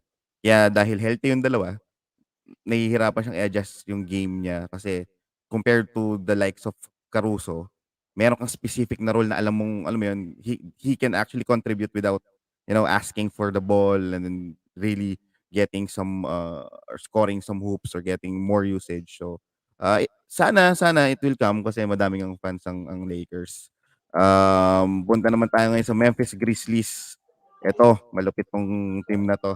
Nandito yung pet peeve ko sa Memphis Grizzlies. So, currently itong Memphis Grizzlies, hindi naman sila masyado talaga tinamaan ng COVID pero may mga kababalik lang katulad ni Ja Morant, ang current lineup nila, itong kababalik na si Ja Morant, Desmond Bane, the villain, Dillon Brooks, Triple J saka Steven Adams. They are actually number 4 pagdating sa standings. Maybe kapag nakakatapat to ng Lakers, baka may chance silang masibak to. Pero mahirapan sila sa Memphis Grizzlies. Ang question ko sa'yo, Paps, Dillon Brooks, paano siya matututong pumasa? Wait, ano naman eh. Hindi, ngayon siguro with Ja Morant, medyo may mababawasan na rin yung usage ni Dillon Brooks. I think kaya lang naman talagang yung taas ng usage ni Dillon Brooks dahil nawala si Ja eh. So now Ja is running the show. So I think better na ngayon. Tingnan natin, panoorin natin. Pero I think ano naman eh. If you're a Dillon Brooks owner, I'm sure masaya ka with ano yung ginawa niya over the past few games. Kasi sobrang solid rin naman. Yeah. I think ngayon with Ja, papasa na yan. Or at least hindi na niya kailangan hawakan masyadong bola. Kasi actually, ang malupit nito, yung mga Memphis fans online, baliktad, Paps, they actually like Dillon Brooks. Na parang ang dating pa nga, we play better without Ja. Parang may ganun pang angle sila ngayon. Which is, well, ganun naman talaga. Yung mga fans talaga, sa sobrang Hindi passionate sinatalo sila the last sila. game. Oh, yun nga eh. Oh. Ganun talaga sila eh. Pero in terms of fantasy, ako, hindi ko naman talaga hine-hate itong si Dillon Brooks. Feeling ko lang na-skew kasi yung system. If papanoodin mo yung Memphis Grizzlies, ang daming capable sa Memphis to the point na dahil ganun yung type of play niya, hindi ko naman minamasama yun. Kaso yun nga, hindi siya para sa akin okay. Nahihinder niya yung sanang potential ng mga teammates niya. Kaya gusto kong i-highlight si Dillon Brooks. Siya yung uri ng player na para sa akin, kahit na i-hate mo siya or kahit na tanggalin mo siya, in reality, Memphis loves Dillon Brooks. For some reason, they like Dillon Brooks. They want Dillon Brooks to succeed. Gusto na lang bigyan ng minutes. So, in fantasy, kahit na alam mo natin na kung ibababa mo yung minutes ni Dillon Brooks, di naman makapagbigay ng value yan. Wala tayong magagawa. I think para sa akin, rosterable siya as long as malaki yung minutes niya. I think mas rosterable pa nga siya in most of the time, even para kay Anthony Melton na alam naman natin na sobrang tawag dito, Inconsistent. kasi yun nga, dahil sa inconsistency. So para sa akin, gusto kong ipaintindi dun sa mga NBA fans din na may mga scenarios like this na yung mismong team, kahit na para sa atin, hindi okay yung player. Kaso sila, gusto nila. Nangyari na to last year sa Chicago Bulls. Dito pala last year. 2 years ago, kay Kobe White. Kobe White is like a high player. Nakikita ko yung solid na energy niya. Pero umpisa pa lang, alam mo na hindi siya yung main guard eh. Pero during that time, Chicago loved Kobe White. Yung coach nila dati, loved Kobe White. Ganon din si Okoro. Gusto ng Cavaliers si Okoro magsasit. Nakakuha siya ng player na gano'n. So, in fantasy, hindi mo to makikita basta sa stats. Minsan nakakainis nga yung mga stats nila, ayaw mong kunin. Pero yeah, it happens in reality para dito kay Dillon. So, actually, gusto ko lang ilabas sa sistema ko to ang tawag sa kanya si The Villain eh. Kasi if you own the likes of Triple J or especially the Anthony Melton, the moment na bumalik si Dillon Brooks, naisip ko na yan, sabi ko, nako, kakainin na ito usage na ito mga to. Pero anyway, speaking of Triple J, I think the GMs are still undervaluing Triple J. I think he's doing a good job this season. I think he's providing good value. Pero pag nakikita ko yung mga trade, ginagawa pang kicker 'tong si Triple J, sa palagay mo bakit gano'n? Baka they expect a little, ewan ko lang rin, baka they expect a little too much from Triple J. Kasi maraming na-hype din si Triple J early in the before the drafts, 'di ba? Um, and maybe may ano pa rin, sting of last season na pinaasa lang tayo lahat, 'di ba? Ni Triple J na hindi naman masyado naglaro. Pero over the past few weeks, medyo solid naman Triple J eh. So, I think the rest of the season, as long as he stays healthy, medyo solid. Medyo weird lang kasi si Triple J kasi nga, yung rebounding niya for a center, parang Miles Turner, di ba? Parang Miles Turner type si Triple J na player. Threes, scoring, tapos blocks. Rebounding siguro a little better. Pero siguro people see him as a low-end Miles Turner ngayon eh. Kasi marami pa rin high kay Miles Turner kahit na elite blocks lang naman ang binibigay ni Miles Turner. At least si Triple J can give you a little more sa scoring, sa threes. So, ewan ko bakit nila ina-undervalue. Pero, yeah. I think solid for the rest of the season. Triple J should be okay. Take advantage if you see your colleagues dun sa mga kalaro nyo na medyo undervalue si Triple J. Take advantage nyo kasi feeling ko, yun nga, na undervalue siya. Saka gaano ka undervalued ba? Baka. Kasi nakikita ko, kicker lang minsan eh. Parang tinitreat nila as kicker. Hanapin ko yung mga trade offer na parang obvious na obvious. Pero pag tinignan mo yung comments, talagang hindi, ewan ko, parang sama-sama sila na talagang mababa yung tingin kay Triple J. Maybe dahil sa injury scare, siguro malaking factor yun na parang they would rather have other players over Triple J. So yeah, I think if that's the case, then it's logical. Punta naman tayo dun sa mga vets muna. Adams and Kyle Anderson. Adams had several runs early this season. Kyle Anderson naman ngayon nagkakaroon ng run. How do you see these vets? Do you think ano lang talaga sila, streamer, or at some point mababalik ba ni Slow-Mo yung value na provide niya last year, or dahil wala lang si Ja Morant kaya nagkaroon siya ng value? Well, I think malaking part na dahil wala si Ja Morant kaya siya nagka-value. Right now, medyo bumabagal na rin yung humihina na rin yung laro ni Kyle Anderson eh. So, balik na naman siya sa bench and then mas limited yung minutes. Like today, 20 minutes lang. Wala pa nga 20 eh. So, yun. I think malaking bagay yung si Ja bumalik. With Ja, baka streamer na lang siguro si Kyle. Baka nga hindi pa streamer. Baka drop na rin eh. So, yeah, I think mas mahirapan si Kyle. Si Adams naman kasi hindi naman siya nadadrop eh. Very rare. Si Adams nadadrop eh. So, I think, yeah, you can still hold him just for the rebounds alone siguro. And some, a few steals siguro. Pero hindi na rin kasing obviously hindi mag-stick yung early season success niya. Who would you rather have, Desmond Bane or DeAnthony Melton? Desmond Bane. Desmond Bane top 50 eh. For a player na napulot mo in the outside 100, sobrang solid si Desmond Bane eh. Mas dinraft si Melton eh kaysa kay Bane. Top 30 nga si Bane ngayon eh. So, si Melton kasi napag-usapan na rin namin yan in one of our quickies. Ano siya eh, high upside pero wala lang talaga. Parang guard version ni Chris Boucher. High upside, wala lang minutes, kaya siya lumalabas hindi consistent. Kaya ang hirap niyang i-own. Minsan mapipilitan kang i-drop, ganyan. Like today, gumawa siya. So, how do you treat that, di ba? Kung na-drop mo siya para manghinayang ka. Pero ganun yung upside niya, yung today. Pero again, coincide yun with the minutes eh. Yun yung challenge with Melton.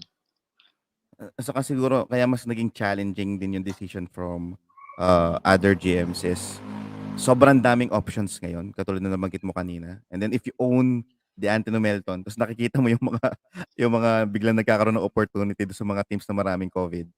Tapos mas may consistency yun. Feeling ko, I think I would also flip and drop Melton and then mamumuhay na lang ako sa stream. If si Kasi Melton yung pinaka-weak na player mo. ito, bigyan kita kunyari, mapapaisip ka before nagka-COVID, Isaac Okoro, maganda yung nilalaro ni Isaac Okoro. So, who would you rather have now? Si Okoro na merong 30 plus minutes per game? Or si Melton na minsan 20, minsan 30, minsan 15 lang or 19 lang?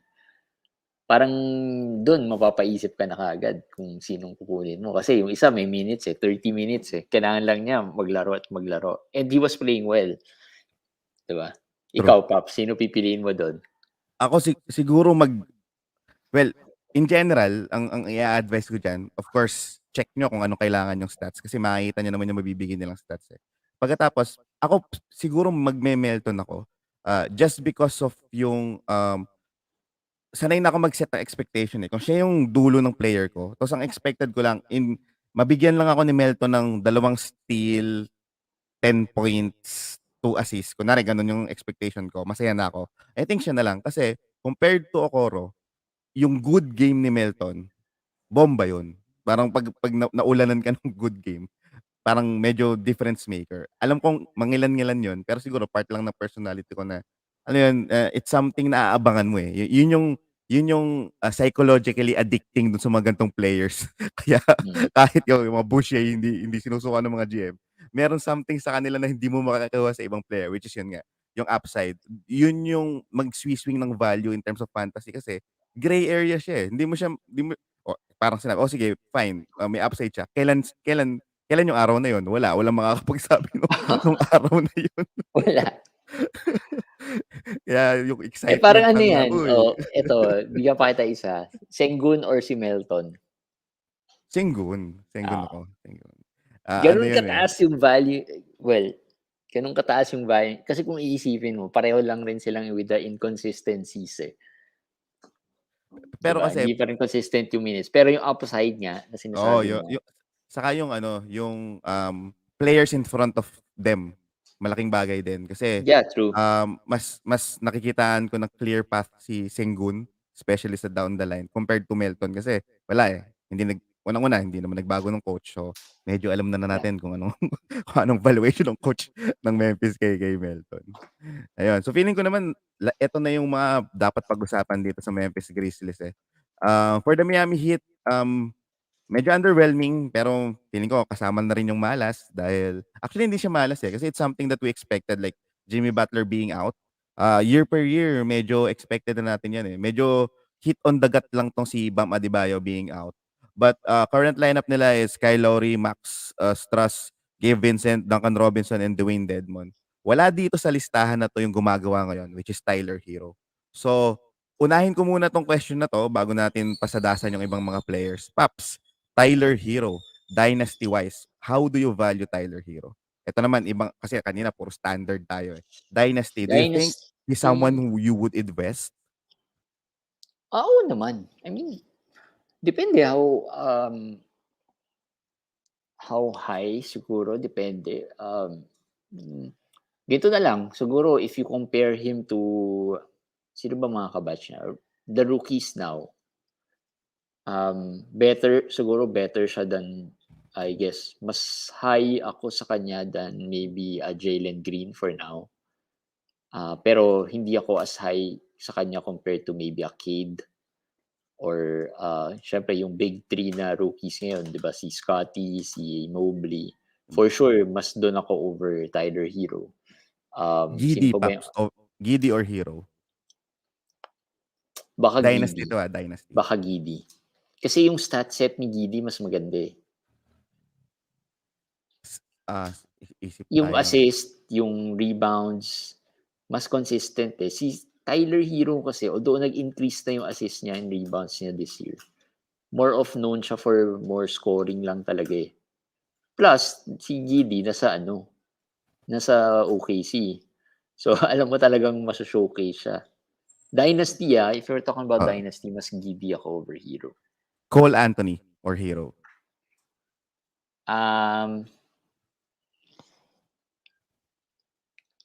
Baka hero ng konti. Slight lang. Advantage kay hero. Yeah, oo. Si Cole, yeah, hindi pa ako as convinced na kaya niya masustain the whole season. Si Hero mas convinced ako na mas ano siya. Although mas matanda na rin si Hero so third year na niya to so I think mas marami na rin siya experience. Pero mas Hero ako doon over Cole. Got it, Pops. So, dito sa mga naglalaro ngayon lagi sa Miami Heat, nakita niyo naman yung gusto Yung kong nakakainis yung mga naglalaro lagi. Pag-usapan na yung hindi naglalaro. Oo. Dami kong Jimmy Butler Exactly. Ito gusto ko tong banggitin to kasi feeling ko magkakaroon siya ng value at least for the next 2 to 3 weeks. Etong si Yort 7 o si Yort 7, Omer Yort 7, would you rather have Yort 7 or the likes of like yun nga nabanggit mo kanina Dwight Howard or Hassan Whiteside? Baka more of doon pa rin muna ako kina Hassan and Dwight. Hindi ko sure. Although ngayon pala short term, baka mag-year 7 pwede na rin short term stream. Kasi si Deadmon na-injure So, baka magkaroon siya ng minutes in the short term. Pero over the longer term, like medium term siguro, baka Dwight pa rin over year 7.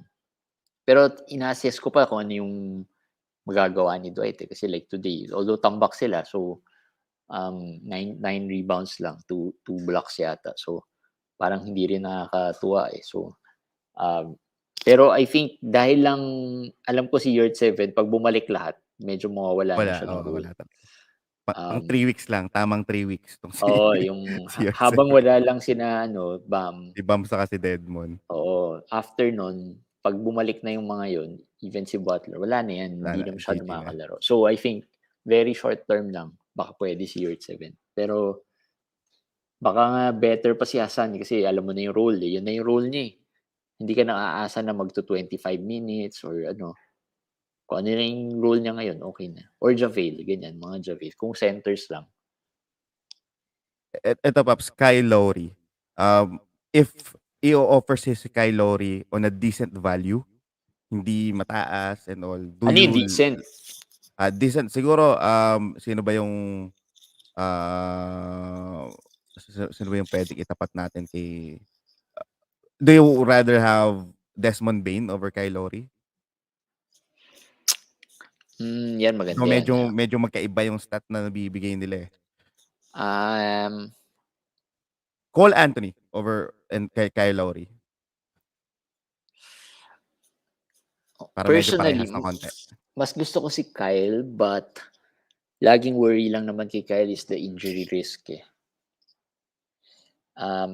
So rest of the season, kasi kaya ako gusto si Kyle because of the assist higher So if lahat ng teams ko na pinik ko si Kyle, I don't really expect much sa scoring but more of give me the assist, okay na ako. Like, meron na akong scorer Maybe nakuha ko na si Steph, nakuha ko na si Harden. So, solve na ako sa scoring. Gusto ko ma-support yung assist ni Harden, for example.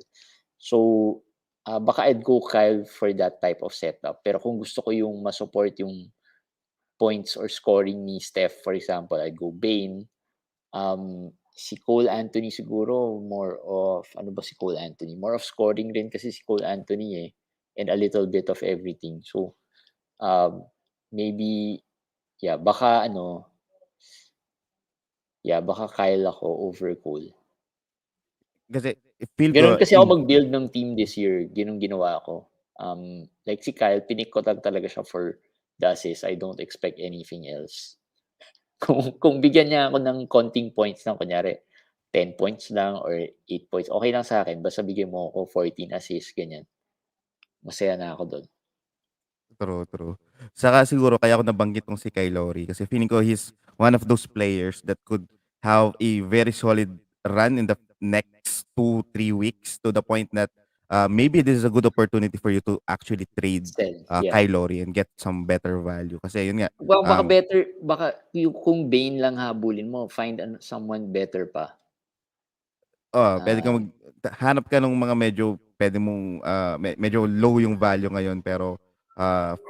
mata-turn around naman. Feeling ko nga ako, ang suggestion ko nga lagi, lately, pag nahihirapan ako mag-analyze, do a 2-2 kasi mahirap talaga minsan makakuha ng, alam mo yun, direct match eh. Kunwari, Mm. oy Paps, anong masasuggest mo? Gusto kong makuha to. Medyo mahirap yun eh.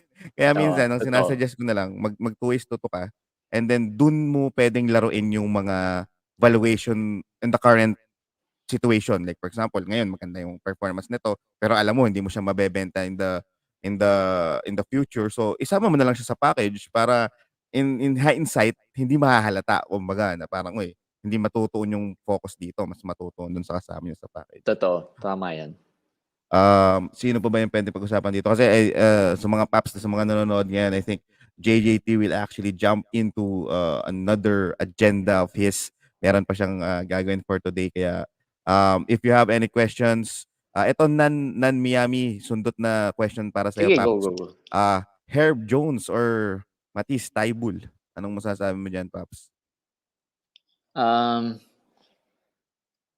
If you need, that's a good question. Alam mo, sobrang bias kasi ako kay Taibul kasi I like the way he plays. Pero right now, baka more Herb Jones kasi the minutes are there, mas consistent, may scoring ng konti. So baka may Herb Jones. Although if hinahabol ko talaga the blocks, for example, or the steals, baka Taibul ako. But may bias ako kay Taibul. I like him as a player. Pero I dropped him already in a lot of my leagues kasi nga sobrang olats eh. Sobrang wala Pagbalik talaga. niya, no? Nung bago siya ma-injured, okay pa eh. Oo, Talagang tapos nung 2-3 pagbalik, steals blocks. Pagbalik, sabaw eh.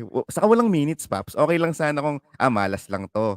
Pero pati minutes niya, nawala din eh. Doon oo, ngayon, kaya, medyo umaangat. hindi, kasi wala si Danny Green. So, nag-start siya today. Pero baka Herb Jones kasi starter na si Herb Jones tapos he gets mga 2 28, steals, 20, halos 30 automatic 2 minutes. steals si Herb Jones lately. Oo, tapos scoring ng konti si Herb Jones eh. So, he can score minsan mga 12, 13, 15 points, diba? So, pwede na yun. Si Matisse talaga wala. Pag hindi siya nakakuha steals and blocks, wala ka na. Parang Itlog. parang inupo mo na rin si Taibul. So, yun yung pinaka-problem kay Taibul. So, baka mag-Herb Jones ako dyan. Medyo nag-stay away na ako kay Taibul. Kahit na gustong-gusto ko siya as a player. Herb Jones din ako. Again, unless otherwise, kailangan, lalo na kung ano ka, what do you call this? Rot na format, tapos naghahabol ka sa steals, blocks, maybe Taibul. Pero agree ako na Herb Jones. Kasi tinitingnan ko din kasi yung possibility of the storyline eh. Para sa akin, importante yun. Dahil nagtatatalo ng Pelicans, what if magpahinga na yung mga star players nila? Wala na, sino bang aangat dyan? NAW siya, which is nakita nyo naman, mas nabibigyan pa nga ng playing time ngayon si Herb Jones over dun sa ibang even Off the kay bench na nga si, TM3, di ba? Off the bench Si na nga si NAW Nikhil. off the bench na. Si TM3 na nagpakitang gilas nung nung umpisa nung Summer League saka nung pre-season. Hindi man lang nagagamit ng mga nakaraan kahit na injured pa si Brandon Ingram. And if you don't actually hindi kayo masyado nanonood ng live games, solid defender si Herb Jones. I think he's one of their best defender, to be honest. Hindi feeling ko mas okay ako sa kanya over Josh Hart in terms of activity. Solid talaga si Herb Jones. I think he's actually the Pero Josh Pelicans' Hart best sobrang defender. very underrated si Josh Hart. Underrated si Josh Hart. Pero for a yun nga, guard. saka kasi maliit siya. Yung rebounding niya, medyo maganda yung rebounding ni Josh Hart. And this year, medyo maganda rin pinapakita niya. True. So yun. Ayun, thanks daw Paps. Dadrop na daw niya si Taibul. Ayun. So ayun. Matagal na naman. Bantayan mo muna kung anong gagawin niya. Kasi out si Danny Green. So baka magamit si Danny Green. Si Taibul this week. Or at Pag least gumawa si Taibul, Paps, itag mo si Papi JJT. Hindi, pero yun sasabihin ko. Ina-drop na daw niya ngayon eh. I already dropped na din. Ayun. So, Paps, I guess ito na lang bago kita pakawalan, Paps. Who's gonna win the Eastern Conference? Sa East, sino ba ngayon? Tingnan natin sinong leading. Hindi ko na masyado nababantayan yung standings sa Brooklyn. Win the Eastern Conference, like the finals. Yes, Eastern yes. Conference Finals.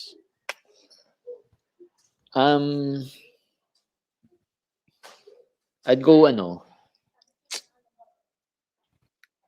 Washington Wizards. intriguing eh. I'll go between Milwaukee and Miami. Baka Yun, I'll go baka mag-Miami ako. I feel yan ang gusto ko. Umiiba. Kasi kanina na nag-uusap kami ni Papi sa siya. Milwaukee din siya. So, I like it. Miami Heat. How Pero about gusto ko to do well Cleveland. Gusto ko yung team ng Cleveland ngayon. Paps? Ricky Bobby, the difference maker. Kailangan lang pala ng kapwa matanda ni Kevin Love eh. Para wala daw siya ka-wavelength. Masyadong millennial yung mga team niya. Nung nakakampi niya si Ricky Rubio. Uy, may tropa na ako. Western Conference, Paps. Who do you think is gonna win the Western Conference Finals? Hirap West eh. Baka I'd go with Laker fans ako eh. Parang ang hirap to go against them eh, diba? Woo! As a Laker fan, pero sige, I'll go out on a limb to say the Lakers. Oo, Paps. Kailangan natin supportahan ng mga team natin. Imagine na lang ako susuportahan ko Spurs, ang layo sa katotohanan. Pero yun, Lakers. Lakers So, yan. ngayon, pagdating ng finals, Miami Heat versus Los Angeles Lakers, who's gonna win? Lakers yan. Yun, no? MVP, season MVP.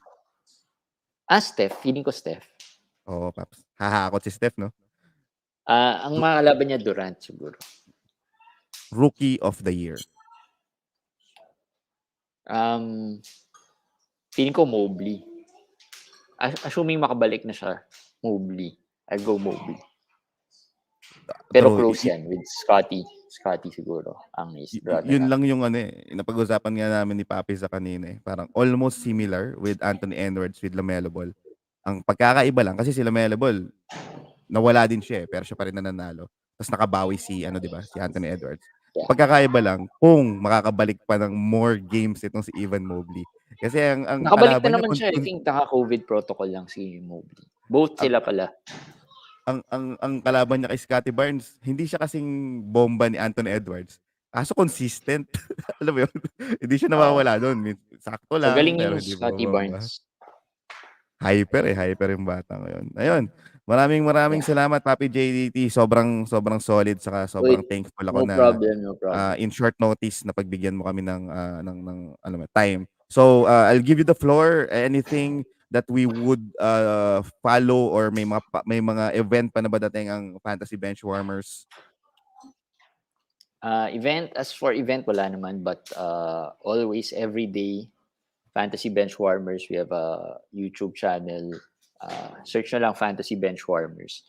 And then sa Spotify, Fantasy BenchWarmers. And then the Facebook page. Just follow us there. Maraming content about fantasy. Almost siguro mga 95% about fantasy yun. Lahat ng content that we show. So any news that we get, in-update din namin to share ko ano yung fantasy implications ng mga yun. So marami, baka matulungan kayo ng mga post dun. So Fantasy BenchWarmers on Facebook, YouTube, Spotify, or wherever you get your podcast. Every day, we post out episodes every day. Ayan. So, thanks, Paps. Daily Thanks. grind. Oo, Paps. Maraming salamat and happy Christmas para sa'yo, Paps. So, Merry Paps, Christmas, guys. kay Kumish din. Oo, enjoy siya sa kanyang bakasyon. Supportahan natin locally, Fantasy BenchWarmers. Thank you so much, Papi. Thank you so much. Thanks, Paps. Okay. So mga Paps, itutuloy na natin to solo grind. Medyo bibilisan natin ng konti dahil 1.5 hours na pala tayo. Milwaukee Bucks, current lineup nila is Drew Holiday, Jordan Nwora, Chris Middleton, Pat Connaughton, saka si DeMarcus Cousins. They are currently number 3 in the East with 21 wins and 13 losses. I personally think na sila pa rin naman nanalo sa Eastern Conference. Ito, pretty much straightforward to eh. Walang Giannis, tapos hindi pa nakakabalik si um, tawag dito, nalimutan ko na tuloy yung kanilang guard. Mamaya maalala ko yan. Pero so with that said, kung sino yung healthy body, that goes as well with the other teams. Yun talaga eh. Pat Connaughton, napakita na niya yan nung wala pa si Middleton sa si Jrue Holiday. So, saktong production, okay kay Pat Connaughton. DeMarcus Cousins, walang Bobby Portis, wala silang aasahan na solid na big. So, as of the moment, talagang rosterable si DeMarcus Cousins. Jordan Nwora, isa siya dun sa mga tawag dito, wild card. Kasi okay na okay si Jordan Nwora pero hindi pa siya consistent. So yun yung catch dito kay Jordan Nwora. So yung isa kailangan kong maisip, hanapin ko na nga lang yung lineup ng tawag dito, ng Milwaukee Bucks. Ayun, Donte DiVincenzo. So I think Donte DiVincenzo is someone that is maglalaro na siya dapat, tanda ko tapos di ko alam kung na-injure siya ulit o COVID protocol ata. Pero I think he is an important piece sa Milwaukee Bucks kung nalilimutan nyo kasi medyo matagal na rin siya nawala. Pero he's actually their kind of like Bogdan Bogdanovic-ish player na off the bench, kayang magdala ng bola, kayang umiscore, and kayang dumepensa. So siya yun. Siya yun before the likes of Grayson Allen, before Nwora, before Pat Connaughton. Siya yun. So ang nakikita ko, the moment na he gets healthy, he'll definitely get a run dito sa Milwaukee Bucks. Hindi naman yung as in game-changing, pero feeling ko okay siya. Kasi fantasy-wise, maganda yung napoprovide na value ni Donte DiVincenzo. He can shoot, he can pass, he can actually defend. High steal rate itong si Donte DiVincenzo. So watch out for Donte. Other players na wala dito sa ating starting five, mga paps, hindi to special players. Ito lang yung current na starting five ng team na to. Actually, wala. Wala na tayo pag-uusapan. Grayson Allen, medyo bumaba na yung laro ni Papi Grayson Allen. So, I was expecting na ang habol lang din talaga nila kay Grayson Allen is almost yung nagawa ni Forbes eh. Kasi sobrang solid nung performance ni Grayson Allen sa Memphis to the point na nung nawala si um, Bryn Forbes, yun talaga yung direct na kapalit na nagagampanan na role ni Grayson Allen, shooter. Good thing about Grayson Allen, he could also defend as well. Pero feeling ko yun ang priority nila eh. Talagang tumira ng tumira sa labas, especially with how yung sistema ng Milwaukee Bucks with stud like Giannis Antetokounmpo, kailangan talaga mapapaligiran mo ng shooters yan. So yun, merong nagtanong dito about Grayson Allen. And then may sundot na tanong din dito, what do you think about Garrison Matthews na pag-usapan namin kanina ni Papi JJT? I think for me, down the road, kapag na-trade na sina Eric Gordon, maybe Christian Wood, tapos picks lang yung kapalit, magkakaroon siya ng role down the road, pero malayo-layo pa yun. As of the moment, I think you can actually drop him and then use your slot as streamer lang para talagang on a day-to-day basis may makukuha kang production. And take note about Garrison Matthews. Stress talaga siya eh. Stress yung main na nabibigay niya. So if it's something na hindi sobrang importante doon sa team mo, I would rather stream na lang kasa mag-hold ng Garrison Matthews.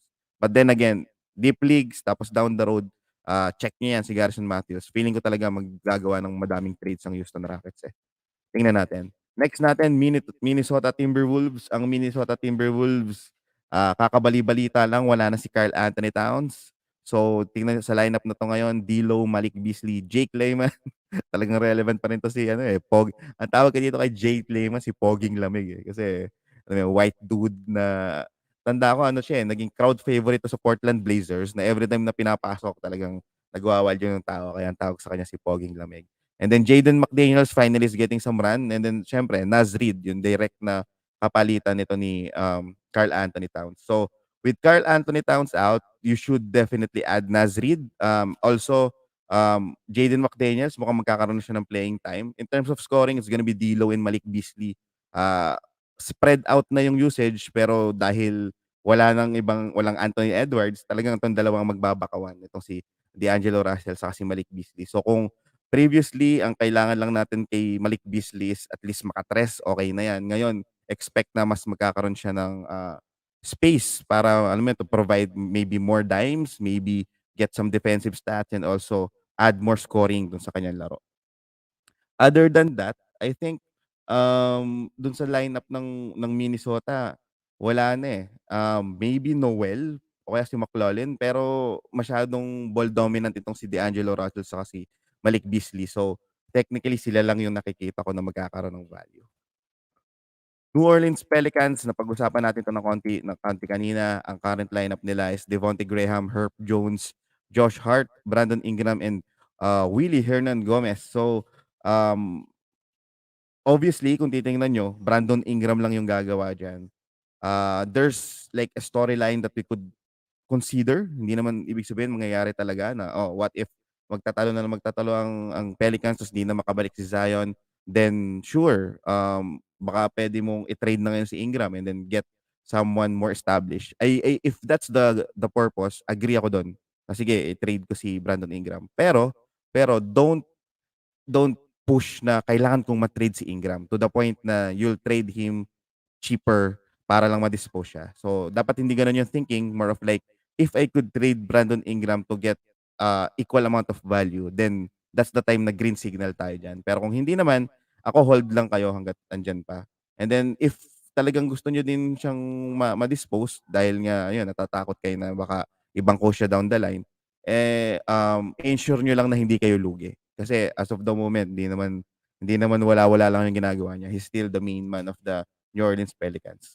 Kanina napag-usapan natin si Herb Jones, almost a scoring table ng dating. So, if you need steals and yung panakanakang blocks, okay to si Herb Jones.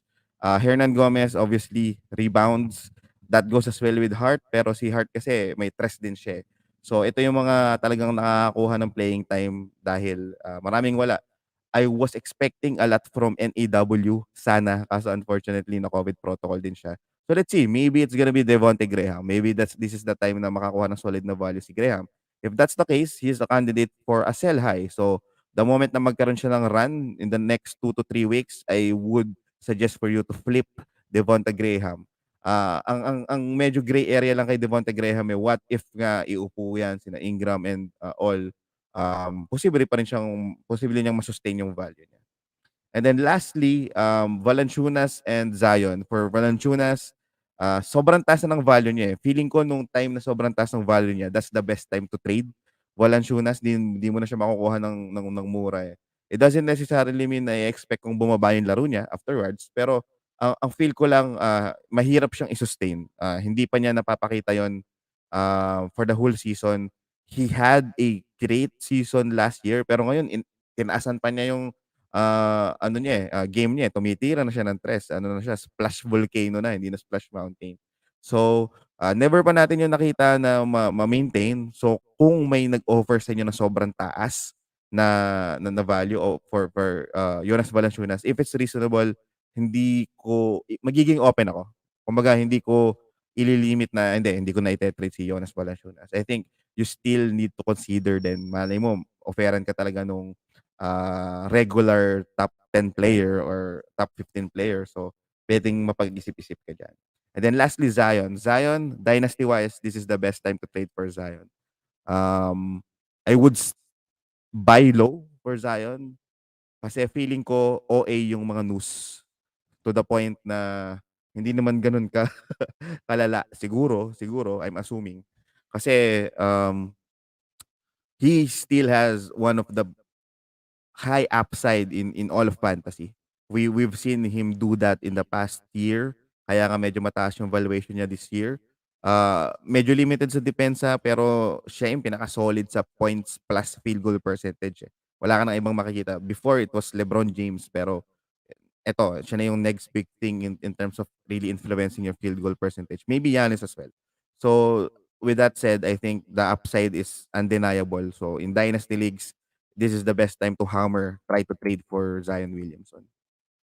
And our last team for today is gonna be the New York Knicks. So ito, malupit-lupit to New York Knicks mga paps. Tanda ko merong week na sinabi ko na, kung meron kayong bakante na slot, kukunin ko si Kemba Walker dahil wala lang. Parang iniisip ko lang imposible na na hindi magamit yan at some point. Ine-expect ko nga baka yung tawag dito, down the road pa. Pero dahil nga nagkaroon ng COVID cases, nagkaroon pa siya ng malaking opportunity. Kani-kanina lang, nag 40 plus points siya. 44 to be exact. So, this is gonna be the best case scenario for Kemba Walker. Mahirap nga lang siyang i-trade kasi kapupulot niyo pa lang sa kanya. So, yun yung catch. So, if I will trade Kemba Walker, papain-inin ko muna yung kanin, mga paps. Medyo ikakalma ko muna. And I won't trade him straight up kasi hindi mo siya makukuha. Gawin niyo siyang filler. Gawin niyo siyang isama niyo siya sa package deal to really flip Kemba Walker. And I also think na there's a big chance na matrade itong si Kemba Walker despite yung medyo pangit na kontrata niya. So, tingnan natin. Pero as of the moment, tiba-tiba tayo kay Kemba Walker. I'm pretty sure before the explosion, nakikita nyo lang to sa free agency pool nyo. Other starters as of the moment is Alec Burks, Evan Fournier, Julius Randle, and Mitch Robinson.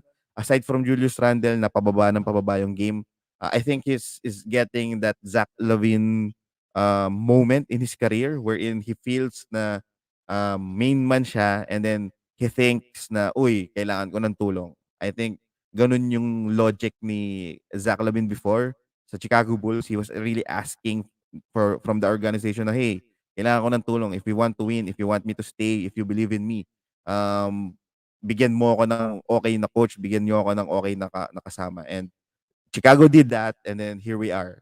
Solid na yung performance ng Chicago Bulls. Maybe that's what's happening to Julius Randle na yun yung nafe-feel niya. So let's see kung is it that direction or napagod na siya kasi talagang hindi siya pinapahinga ni Tibbs eh. So there's a lot of things happening with Julius Randle. I would say it's a buy low window. Hindi ko naman sinasabi na, uy, babalik na yung dating laro niya. Pero feel ko at maybe after All-Star break, kung makakapahinga, baka mas maganda yung performance nito ng Julius Randle. On the flip side, even Fournier, with almost everyone out na, kahit napangit yung laro niya for today, I'm expecting better place for Evan Fournier. So, bukod kay Kemba Walker, para sa akin, isa siya dun sa main beneficiary. That goes as well with Alec Burks. Alec Burks naman, it's more of like favoritism eh. Since last year, since the Tibbs days for the New York Knicks, nakita natin kung gaano kagusto ni Tibbs na bigyan ng playing time or bigyan ng moment itong si Alec Burks. Pero in a nutshell, ang mababanggit kong player dito is wala dito sa listahan na to. It's gonna be Emmanuel Quickley. I think maybe this is the moment, sabi nga ni Eric Santos, na kinakailangan ni Emmanuel Quickley. In Dynasty Leagues, I'll be interested to really hope for the best for Emmanuel Quickley. In standards, pag nagbalikan na lahat yan, if talagang ayaw na ni Tibbs kay Kemba Walker or matrade si Kemba Walker, with the injury of Derrick Rose, Emmanuel Quickley should be the one that's gonna be benefiting dito sa opportunity na to. And that goes as well with RJ Barrett. So, watch out for those two young guns na posibleng nasa free agency nyo. If you have extra IL slot, tapos lamang naman kayo, para sa akin, worth the flip of a coin or worth the roll of the dice itong si Emmanuel Quickley. Kasi under the radar siya. Hindi pa natin nakita nag-explode si Quickley na wala si Rose and all. So, sakto naka-protocol siya. So, under the radar siya sa ibang GMs, baka palutang-lutang lang siya sa free agent nyo.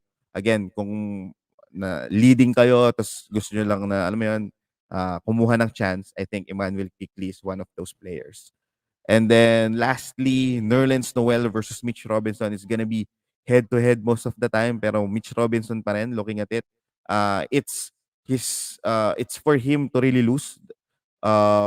Kung okay yung performance niya, I'm pretty sure na papalaruin siya ni Tibbs. Pero in deep leagues, itong si Nerlens Noel might give you like low-end defensive stats. Pero compared to last season, mukhang mahihirapan si Nerlens Noel na ma-provide yung value na ina-expect natin sa kanya. So, palagay ko ito lang yon. There were statements na gustong mag-trade ng New York Knicks. Let's see kung ano yung trade na gagawin nila, ano yung magiging trade chip. Is it around Kemba Walker? Is it around some of their young guns? They had recent acquisition na short-term like Dunwell House. So, tingnan natin kung anong magiging impact niyan. I still think is gonna fall down on anong plano ni Tibbs eh. Kasi with the achievement that he had last year, he actually gained the trust of the organization to the point na whatever he decides, yun yung susundan natin. If we'll check kung ano yung diskarte ni Tibbs, simple lang yan. Check out who are the players that he favors, and then yun lang yung kailangan natin i-own. We've seen that in Minnesota, we've seen that in Chicago Bulls. So, madali naman i-figure out si TV2. As of the moment, kung sinong healthy, doon muna tayo. So, in general, yun yung ating tip para sa lahat. So, again, thank you so much mga papi for joining us in this second part. Mamayang gabi, part 3, last part. Sa mga natitirang team, samahan niyo ulit ako sa discussion. Saka huhugot ulit tayo ng pwedeng i-guest natin for that episode. And then if you have any questions, shoot nyo lang ng i-shoot. And then of course, ilalapit ko ulit sa inyo if you have like spare blessings that you have right now. I would love or I would be thankful if you could donate to the families na devastate ng Typhoon Odette. Our GCash is 0998 5947943 at ang BPI is 3919-193-858. So maraming salamat mga paps. Magluluto muna tayo ng para sa Noche Buena at mag-iinom. Tapos babalik ulit tayo mamayang gabi. Happy Christmas mga paps at Merry New Year. Bye-bye!